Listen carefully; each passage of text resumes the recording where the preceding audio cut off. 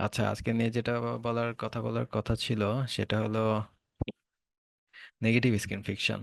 হ্যাঁ। আচ্ছা, তাহলে নেগেটিভ স্কিন ফিকশন এটা তো ডিপ ফাউন্ডেশনে কাজ করবে। আর আমরা এটার জন্য যেটা দেখতেছি সেটা হচ্ছে বিএম দাসের বই। বিএম দাসের ফাউন্ডেশন ইঞ্জিনিয়ারিং। ওকে, দেখি negative skin friction. Negative skin friction, এই যে পাইল ফাউন্ডেশনস, এই নেগেটিভ স্কিন ফিকশন। হ্যাঁ, পেজ নাম্বার 524, 524 নম্বর পৃষ্ঠা। আচ্ছা, আমরা তাহলে একটু চলে যাই, দেখি 524।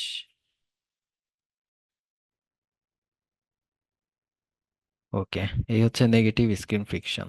হুম।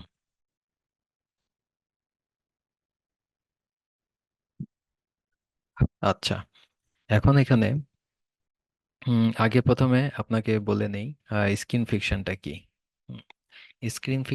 স্কিন ফিকশনটা হলো যখন একটা পাইল যখন পুশ করা হয় মাটিতে, মাটির মধ্যে যখন একটা পাইল পুশ করবেন, তো এই পাইল একটা আপওয়ার্ড প্রেসার দিবে। হ্যাঁ, বিল্ডিং তো উপর থেকে বিল্ডিং নিচে একটা চাপ দিচ্ছে। হ্যাঁ, কিন্তু নিচে থেকে সেই পাইল তো একটা মাটি একটা আপওয়ার্ড প্রেসার দিবে।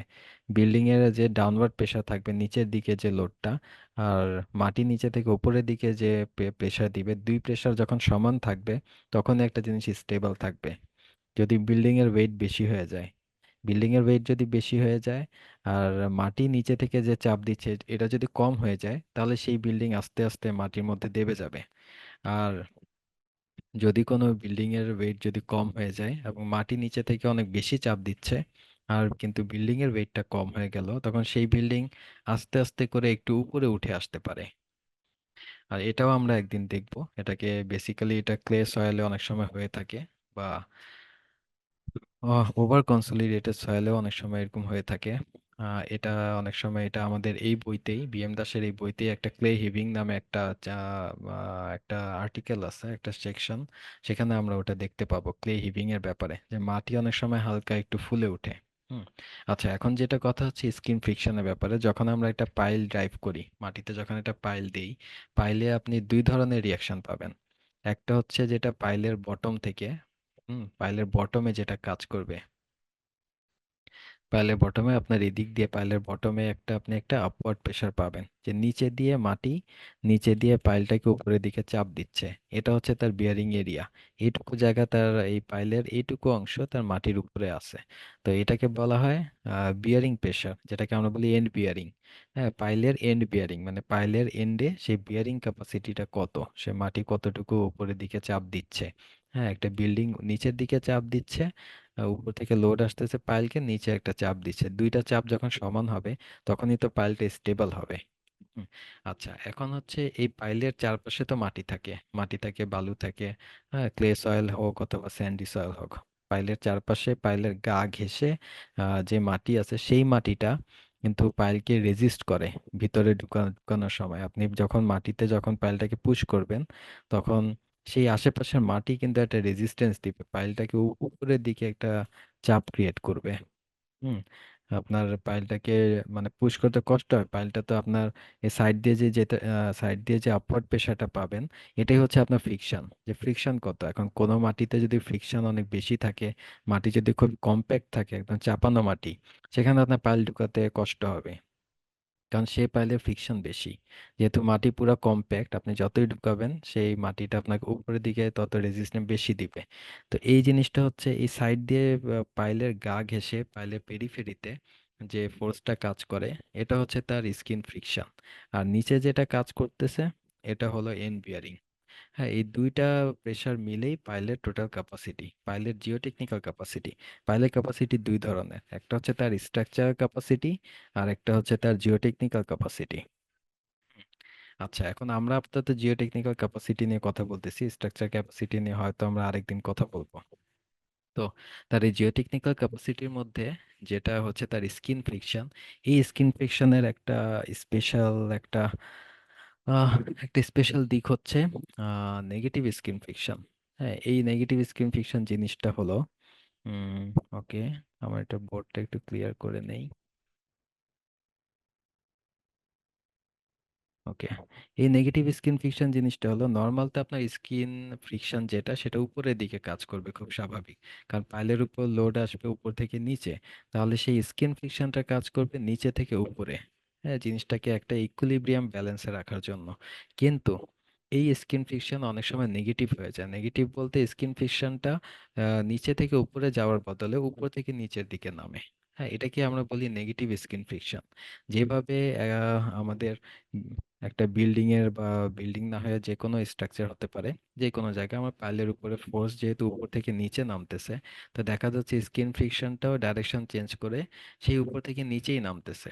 তখন সেই এখন রেজিস্ট্যান্স, পাইলের যে রেজিস্ট্যান্স ছিল আহ, পাইল ডিজাইন করার সময় তো আমরা অবশ্যই একটা বিয়ারিং ক্যাপাসিটি বের করব, যে নিচে দিয়ে কতটুকু ফোর্স আসলো আর তার গা ঘেঁষে কতটুকু স্কিন ফ্রিকশন আসলো। এই দুইটা এন্ড বিয়ারিং আর স্কিন ফ্রিকশন, এই দুইটা মিলে পাইলের টোটাল ক্যাপাসিটি।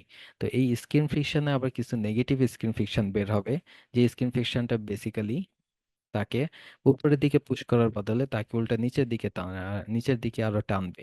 তো এই ফ্রিকশনটা আমি যদি টোটাল সেই ফ্রিকশন থেকে যদি বাদ দিয়ে দেই, আমার টোটাল ফ্রিকশন থেকে এই ফ্রিকশনটা যদি বাদ দিয়ে দেই, তাহলে টোটাল পাইলের ক্যাপাসিটি আরো একটু কমে যাবে। এটাই হচ্ছে আজকের মেইন টপিক। তো আচ্ছা, এখানে আমরা এখন একটু দেখি নেগেটিভ স্কিন ফ্রিকশনের। এখানে তিনটা কন্ডিশন বলা হয়েছে। একটা হলো যে আহ, প্রথমে যে ছবি দেখে ব্রিফ করলে বেশি ভালো। হুম। প্রথম কন্ডিশনটা হচ্ছে যে আপনার নিচে হচ্ছে স্যান্ডি সয়েল, মানে আপনার বালু, মোটা বালু বা একটু পাথরও বলতে পারেন। হুম। আর তার উপর হচ্ছে ক্লে ফিল। ক্লে মানে হচ্ছে মাটি। হুম। কাদা মাটি। এই ক্লে এর মধ্যে যদি একটু ময়েশ্চার কন্টেন্ট, পানি যদি বেড়ে যায়, তাহলে সেটা কাদা হয়ে যায়। হুম। আচ্ছা, মোট কথা হচ্ছে আমরা ইজি করার জন্য একটাকে বালু বলি, একটাকে মাটি বলি। হুম। তো এখন বালুর উপরে, বালু হচ্ছে খুবই কম্প্যাক্ট। হ্যাঁ, বালু একদম পুরো দেবে থাকে, কম্প্যাক্ট একটা জিনিস। আর উপরে যে ক্লে সয়েল থাকে যেটা মাটি, সেটা থাকে নরম। এটার মধ্যে ময়েশ্চার কন্টেন্ট হাই থাকে, সো এটা সেটেলমেন্টটাও বেশি।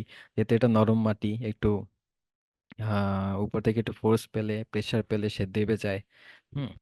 আচ্ছা, তো এখন এই ক্লে যখন উপরে যখন ফিল করা হয়, হ্যাঁ, একটা স্যান্ডি সয়েল যে নিচে একটা বালু, বালুর উপরে সে নর্মাল মাটি দিয়ে ফিল করলো।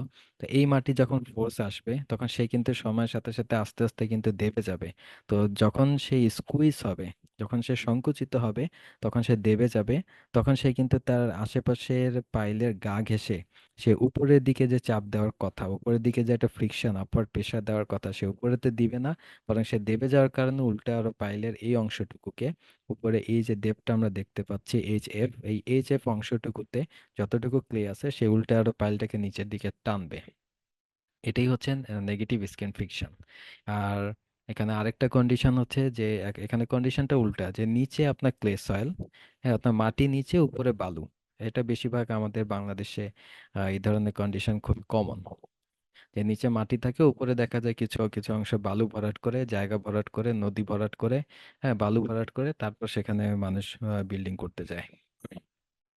তো এই কন্ডিশনে কি হবে, আপনার স্যান্ড তো আর কম্প্যাক্ট হবে না, যে স্যান্ড সেই আগের ক্লের মতো দেবে যাবে, সংকুচিত হবে, পাইলকে নিচের দিকে টানবে, সেটা হবে না।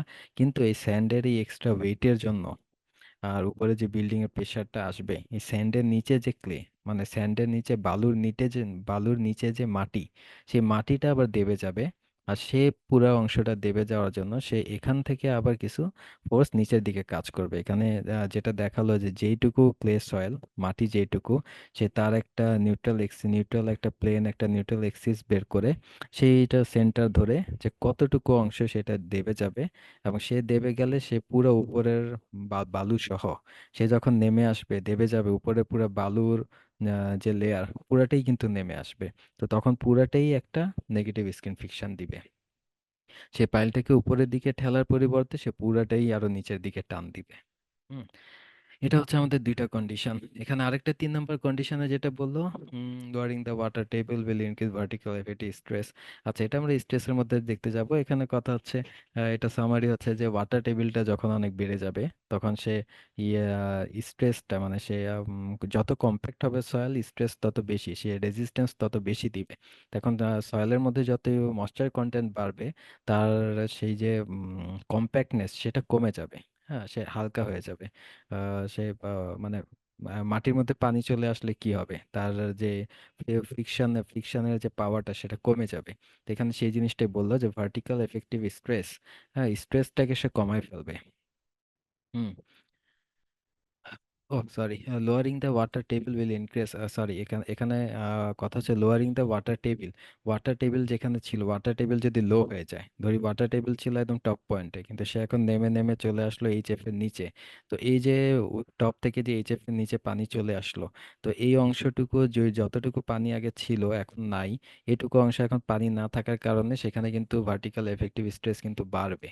হ্যাঁ, উইল ইনক্রিজ। হ্যাঁ, এই যে যেখানে পানি থাকবে না, পানি টেবিল যদি লো হয়ে যায়, তাহলে ভার্টিক্যাল এফেক্টিভ স্ট্রেসটা তখন সয়েলের বেড়ে যাবে। হ্যাঁ, এটা তার কনসলিডেশন সেটেলমেন্টটাকে বাড়াবে, কারণ এখন যেহেতু পানি নাই, উপরের অংশটা পানি চলে যাওয়ার কারণে তার ভলিউমটা একটু ফাঁকা হয়ে যাবে। হ্যাঁ, তখন সে কিন্তু কনসলিডেট হতে যাবে, মানে তার একটা সেটেলমেন্ট হবে, সে স্কুইজ হবে এই লেয়ারটা। এই লেয়ারটা স্কুইজ হওয়ার কারণে তখন আবার সে দেখা যাবে কি পাইলকে উপরের দিকে না ঠেলে নিচের দিকে টানবে। হুম। তো আলটিমেটলি এই তিন ভাবে, তিন তিন কন্ডিশনেই আমার এখানে নেগেটিভ স্কিন ফিকশন হতে পারে, আমার কিছু স্কিন ফিকশন লস হবে। হুম। ওকে, এখন এটা হচ্ছে বেসিক্যালি এটা কনসেপ্ট। তো এইটুকু বুঝতে কি কোনো সমস্যা? না না, বুঝছি বুঝছি। ওকে, এখন বুঝতে তাহলে পারছি।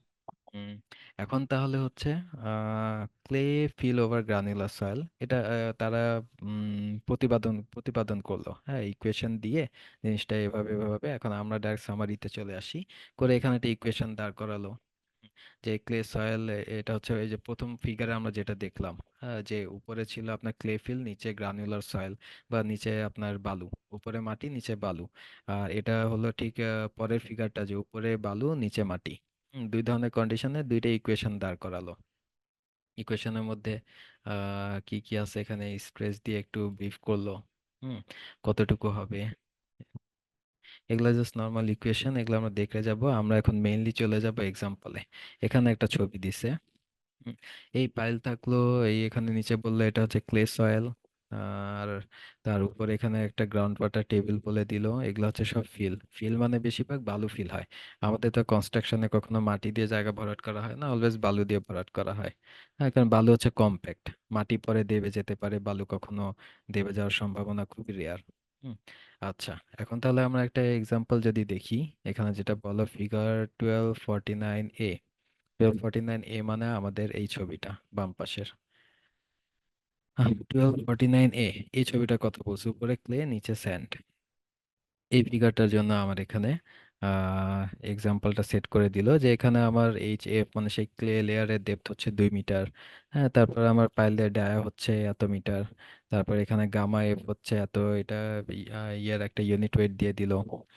তারপর ফাই প্রাইম, এটা হচ্ছে এফেক্টিভ স্ট্রেসের যে অ্যাঙ্গেল অফ ইন্টারনাল ফ্রিকশনের যে এফেক্টিভ পরিমাণটা, সেটা দিল 32 ডিগ্রি। আর এখানে একটা ড্র্যাগ ফোর্স ডেল্টা প্রাইম এখানে বলে দিল 0.65 প্রাইম। আচ্ছা, এখানে এটাই আমরা একটু দেখে আসি, এটা কোথায় থেকে বলে দিল সে। এটা হচ্ছে একটা লিমিট আছে, এই যে হুম এই যে ডেল্টা প্রাইম যেটা সয়েল পাইলে যে ফ্রিকশন অ্যাঙ্গেল, এটা নর্মালি বলে দিছে, এটা নর্মালি 0.5 থেকে 0.7 এই 5 প্রাইম হয়ে থাকে। হ্যাঁ, 5 প্রাইম হচ্ছে আমার, ফাই হচ্ছে বেসিক্যালি স্যান্ডি সয়েলের জন্য ফাই এর একটা ভ্যালু পাওয়া যায়। কোনো সয়েল যদি পুরোপুরি ক্লে হয়ে থাকে, পিওর ক্লে, তাহলে তার ফাই ইকুয়ালস টু 0 হবে। কিন্তু ন্যাচারালি একদম পিওর ক্লে পাওয়াটা খুব টাফ। তো যে যে সয়েল যেরকমই হোক, সয়েল তো বেসিক্যালি মিক্স থাকে। তো সয়েল যেমনই হোক একটা না একটা ফাই ভ্যালু আমরা পাবো। আর এই প্রাইম দিয়ে বোঝানো হয় সেটা এফেক্টিভনেস, এটা হচ্ছে এফেক্টিভ ফাই। তো সেটা নর্মালি ধরা হয়েছে যে এফেক্টিভ ফাই এর 50 থেকে 70%, বা সেটাকে অ্যাভারেজে আমাদের সেই এক্সাম্পলে ধরতে বলে 60%, এটাই ধরতে বলে সয়েল পাইলের ফ্রিকশন অ্যাঙ্গেল। হুম। আচ্ছা, এখানে তো বলে দিছে আমরা হয়তো সয়েল টেস্ট থেকে যেটা পাবো সেই ভ্যালুগুলা নিয়ে, এই হচ্ছে ইকুয়েশন। এই ইকুয়েশনের মধ্যে আমরা যদি বসায় দেই, তো পাইলের পেরিফেরি বের করছে, পাইলের ডায়া আমাদের জানা ছিল, তো পাইলের পেরিফেরি কত, এখানে কে প্রাইম হচ্ছে একটা ফ্যাক্টর, যেটা সূত্র হচ্ছে 1 - সাই 5 প্রাইম। 5 প্রাইমের তো আমার ভ্যালু বলে দিল 32 ডিগ্রি, এই বসায় দিলাম ডেল্টা প্রাইম 0.65 প্রাইম, এই বসায় দিলাম, এখান থেকে আমি একটা ফোর্স পেয়ে গেলাম 5 কিলো নিউটন। এর মানে হচ্ছে সেই পাইলের যে স্কিন ফ্রিকশন ছিল, সেখান থেকে আমার 5 কিলো নিউটন এই ফোর্সটা উপরে কাজ করতেছে, মানে আমার সেটা মাইনাস দিতে হবে। আমার কোনো পাইলের স্কিন ফ্রিকশন যদি থেকে থাকে 50, সেখান থেকে আমার 5 বাদ দিয়ে 45 হয়ে যাবে সেটা। হুম। ওকে, এখন আর পরের এক্সাম্পল যদি দেখি, এটা সেম তার পরের ফিগারের 1949 বি, মানে এখানে হচ্ছে উপরে হচ্ছে আপনার স্যান্ডের ফিলিং, নিচে হচ্ছে ক্লে সয়েল। হ্যাঁ, এখানে আমার এইচএফ কত, ডায়ামিটার কত, এই সব এই সেম জিনিসগুলাই। জাস্ট এটা ফর্মুলাটাও হচ্ছে এটা L1, L1 হচ্ছে কি, সেই যে নিউট্রাল এক্সিসের কথা বললাম, প্রথমে এই ফর্মুলা দিয়ে নিউট্রাল এক্সিসের লেন্থটা বের করে ফেললো। নিউট্রাল এক্সিস কত হবে, এখানে দুইটা ভ্যালু আসে, একটা পজিটিভ নেগেটিভ। তো L1 আমরা পজিটিভ ভ্যালুটা নিয়ে বাকি ফর্মুলাতে বসাই দিলে সেম একই এই ফর্মুলাটা একদম আহ, এই ফর্মুলার মধ্যে L1টা বের করে, এখানে এক্সট্রা একটা কাজ হচ্ছে এই L1টা বের করতে হবে। L1টা বের হয়ে গেলে বাকি সব প্যারামিটার আমাদের এখানে আছেই, বাকি সব প্যারামিটার বসাই দিলেই সেম আগেরটার মতো কিউ বের হয়ে যাবে। হুম। এখন এই যে L1টা বের করতে হবে, এক্সট্রা একটা কাজ, সেটা হচ্ছে যেহেতু নিচে আমার একটা ক্লে সয়েলটা যেহেতু নিচে, তো এই L1টা বের করাই আমার এখানে একটা ইম্পর্টেন্ট কাজ, মানে সেই নিউট্রাল এক্সিসটা কোথায়। আমার এই ক্লে সয়েল, যতটুকু সয়েল আমার স্কুইজ হবে তার সেন্টার ধরে আমার হিসাব করতে হবে যে নিউট্রাল এক্সিস বরাবর সেটা স্কুইজ হচ্ছে। হ্যাঁ, তো এই L1টা বের করাটাই একটা এখানে একটা এক্সট্রা ফর্মুলা, জাস্ট দুইটা ইকুয়েশন। আচ্ছা, এখানে আরেকটা জিনিস খেয়াল করেন। উম, প্রথমে হচ্ছে যখন উপরে, আচ্ছা এই দুইটা কন্ডিশনের মধ্যে কোন কন্ডিশনটা ভালো আর কোনটা খারাপ? হুম। একটা হচ্ছে এ নাম্বার, উপরে মাটি নিচে স্যান্ড। হ্যাঁ। আরেকটা হচ্ছে উপরে স্যান্ড নিচে ক্লে। এটার মধ্যে অবশ্যই অবশ্যই এ নাম্বার কন্ডিশন যেটা, এটা অবশ্যই মাচ বেটার দ্যান বি। কারণ উপরে এ অংশটুকু যখন আমার স্কুইজ করবে ক্লে, সবসময় তো মাটিটা স্কুইজ করবে, তো এই অংশটুকু আমি ধরলাম 1 মিটার। এই 1 মিটার যদি স্কুইজ করবে, তাহলে এই 1 মিটারে আমার যে একটা নিচে ফোর্স আসবে এটা খুবই অল্প থাকবে। কিন্তু এই জায়গাটা যদি দেখেন ফিগার বিতে, এই ক্লে অংশটা, এই মাটি যখন সে স্কুইজ করবে, তখন কিন্তু সে পুরো জায়গাটা যখন দেবে যাবে, তখন সে তো সেই ক্লে সয়েলটা তো পুরো ক্লে লেয়ারটা স্কুইজ করবে, তার সাথে সাথে তার উপরে স্যান্ডের যে লেয়ারটা, বালুর লেয়ার, সেও পুরো কিন্তু নেমে আসবে, কারণ নিচেটা যখন দেবে যাবে উপরে মাটি তো অটোমেটিক্যালি তখন দেবে যাবে।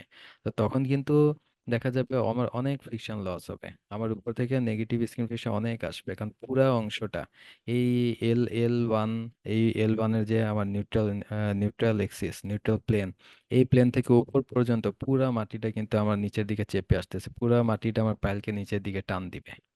আর এখানে যেটা হবে, এই এইচএফ হাইটের যে এই মিডল লাইনটা, এই শুধুমাত্র এই উপরের এই অংশটুকুতে কাজ করবে, ক্লে ফিল যতটুকু ক্লে ফিল এতটুকু অংশেই কাজ করবে। আর এখানে ক্লে ফিল অংশ তো হবেই, তার উপরে স্যান্ডের ফিল অংশকে সে নিয়ে দেবে যাবে। সো অবশ্যই একই রকম যদি আমরা যে দুইটা এক্সাম্পল দেখলাম সেম, তো এই ক্ষেত্রে অবশ্যই এ থেকে বি এর ফোর্সটা অনেক বেশি আসবে। যেমন এই যখন আমরা এর এক্সাম্পলটা দেখলাম, তখন আমরা ফোর্স পেলাম মাত্র 5 kilo Newton. Same, almost same একই রকম একটা জিনিস, এখানেও বলছে এইচএফ 2 মিটার, এখানেও বলছে এইচএফ 2 মিটার। হুম। তো এই সেম একই জিনিসে যে এখানে আমার রেজাল্টটা খেয়াল করেন, 140 কিলো নিউটন আসলো, আর এখানে ছিল মাত্র 5 কিলো নিউটন। হুম। এই এ নাম্বার কন্ডিশনে যখন এটা দেবে গেল, এই অংশটুকুতে মাত্র 5 কিলো নিউটন, মাত্র 5 কিলো নিউটন ফোর্স আসলো যখন আমার এই অংশটুকু স্কুইজ হলো। আর যখন আমার এই পুরো অংশটুকু স্কুইজ হলো, তখন আমার কিন্তু 140 কিলো নিউটন চলে আসলো। কারণ এই পুরা ক্লে, পুরা এই অংশটুকু, ক্লে লেয়ারের এই পুরো অংশটুকু সে উপরে স্যান্ডকে নিয়ে সেটেল করছে। হুম। আচ্ছা, তাহলে এই তো সিম্পল, এই ফর্মুলাগুলো একটু বই থেকে দেখলেই হবে। হ্যাঁ, এগুলা খুবই সিম্পল, আর এত ডিটেলস ফর্মুলাতে আমরা যাব না। আর মেইন ইকুয়েশন এক্সাম্পল দেখলে হবে, এক্সাম্পলে তো ম্যাথ করাই আছে। হুম। জাস্ট হুম, এটি হচ্ছে নেগেটিভ স্কিন ফ্রিকশন। ওকে, এটা নিয়ে এই জায়গায় কি আপনার কোনো প্রশ্ন আছে? না, আমার কোনো প্রশ্ন নেই, খুবই সহজ স্বাভাবিক ভাবে বুঝতে পারলাম বিষয়টা। আচ্ছা, এখন তাহলে আরেকটা জিনিস আমরা একটু দেখি যদি। ওকে, এখানে হচ্ছে আমরা একটা ক্যালকুলেট করলাম, একটা হুম, ধরেন আমরা একটা পাইলের ক্যাপাসিটি ক্যালকুলেট করলাম। হুম। পাইলের ক্যাপাসিটি ক্যালকুলেট করে বললাম এখানে আমার কত ছিল, এখানে আমি 50 ফিটে দেখতে পারি। হুম, এই আমার 50 ফিট ডেপথে একটা পাইলের, এই আমার 50 ফিট পাইলে একটা পাইলের ক্যাপাসিটি ছিল 366 kilo newton, 366 kilo newton, factor of safety 3, 500 dia pile. Okay, এখন হচ্ছে 366 কিলো নিউটন। এখন আমরা একটা জিনিস দেখি।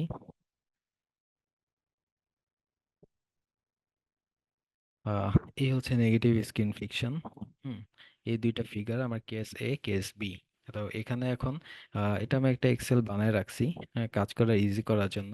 যে সেই যে আপনি ফিগারটা দেখলেন বইয়ের মধ্যে, সেম এই ডেপ এই ইনপুটগুলো আমি যদি এখানে দেই, আমার ডেপথ কত, পাইলের ডায়া কত, হ্যাঁ আমার ফিলিং এর ইউনিট ওয়েট কত, অ্যাঙ্গেল অফ ইন্টারনাল ফ্রিকশনটা কত, এই ভ্যালুগুলো আমি যদি ব্লু কালার যেগুলো এগুলো আমি যদি ফিল আপ করি, আমার যা যা লাগবে সব ফিল আপ করলে যে আমার অটোমেটিক রেজাল্টটা চলে আসবে। আমার রেজাল্টটা হচ্ছে এই যে 5 কিলো নিউটন। আর এখানে যে আমরা ওই এক্সাম্পলটা দেখলাম 140, আর এখানে একটা L1 এর একটা রেজাল্ট বের করছি। এটুকু অংশ যদি আমরা যদি এক্সেলে অ্যাড না করতাম তাও চলতো, বাট তারপরে এটা বের করছি একটু ডিফারেন্সটা দেখার জন্য যে অ্যাকচুয়ালি নিউট্রাল এক্সিস পজিটিভ আর নেগেটিভ কোথায় কাজ করে। তো এখানে বেসিক্যালি আমরা পজিটিভটা নিয়ে কাজ করি। 11.7, এই ডেপটা এখানে 11.7 নিয়ে যে ড্র্যাগ ফোর্স কাজ করে দিল, যে ফাইনালি কত। আর এখানে একটা সামারি করে দিলাম, অনেক সময় তো আমরা ফিট কিপে কাজ করি, সেটা দেখার জন্য এখানে একটা ইয়ে করে দিলাম যে clay layer depth 6.56 feet and drag down force 1.19 kip. আর সেম জিনিসটা যদি গ্রানুলার ফিল যদি হয় ক্লের উপরে, তাহলে ক্লে লেয়ারটা হচ্ছে এত, ডাউন ড্র্যাগ ফোর্সটা হচ্ছে 31.63। দেখেন এখানে হচ্ছে 1 কিপ, এখানে হচ্ছে প্রায় 31 কিপ। Huge difference. যদি আপনার নিচে যদি ক্লে থাকে, উপরে যদি স্যান্ড ফিলিং দেন, হিউজ ডিফারেন্স। হুম, এই তো। ওকে, তো মোটামুটি আজকের টপিকটা এইটুকুই। এখন আপনার কোনো ইয়ে থাকলে বলতে পারেন। আচ্ছা, এখানে তাহলে একটা জিনিস এখন আমরা একটু দেখি, সেটা হচ্ছে নেগেটিভ স্কিন ফিকশন। গুগল করলাম, দেখি এটার আপনার যদি কোনো ছবি দিতে পারি। ও, এই যে দেখেন, এই একটা ছবি মনে হয় পাইছি। নেগেটিভ স্কিন ফিকশন, হ্যাঁ। এই ছবিটা অনেকটা কিভাবে আমরা দেখবো।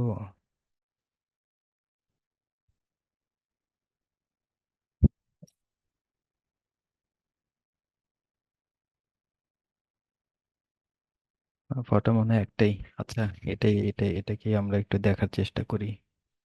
এখানে একটু যেটা আহ, দেখেন এখানে, এখানে কি হয়েছে, এটা হচ্ছে পাইল ক্যাপ। হুম, পাইল ক্যাপ। এটা হচ্ছে নিচে পাইল। পাইল কিন্তু পাইল ক্যাপের সাথে এই বাম পাশের পাইলটাও কিন্তু তার পাইল ক্যাপের সাথে লেগে আছে। কিন্তু এই পাইলটা দেখতেছি ডান দিকের এটা, এবং পিছনে দেখা যাচ্ছে আরো একটা। এই পাইলগুলো কিন্তু পাইল ক্যাপ থেকে ছুটে আসছে। এখানে বিল্ডিংটা কিন্তু উপরে উঠে যায়নি। হ্যাঁ, এখানে পাইলটাকে নিচে টান দেওয়া হয়েছে। পাইলটা, এটাই হচ্ছে নেগেটিভ স্কিন ফ্রিকশন। মাটি যখন পুরো পাইলটাকে যখন নিচের দিকে টান দিছে, তখন এই যে কয়েকটা পাইলের মধ্যে নেগেটিভ ফ্রিকশন কাজ করছে, নিচের দিকে টান দিছে, সে পাইলগুলো কিন্তু পাইল ক্যাপ থেকে ছুটে কিন্তু নিচের দিকে চলে গেছে। হ্যাঁ, অবশ্য ছবিটাও উম, অত বড় না, এবং এখানে রিয়েল লাইফ পিকচার তেমন একটা দেখতেছিও না। একটাই পিকচার দেখতে পাচ্ছি। আসলে এই পয়েন্টটা খুব বেশি একটা। ওকে, এটাই আপাতত আর ছবি পাচ্ছি না, এই একটাই। তো এটা বুঝতে কি পারতেছেন? যদিও ছবিটা তো বড় করতে পারতেছি না। আপনি কি পরিষ্কার দেখতেছেন আর জিনিসটা কি বুঝছেন? হুম হুম, দেখতে পাচ্ছি। হুম, ঠিক আছে, তাহলে এটাই টপিকটা শেষ করি।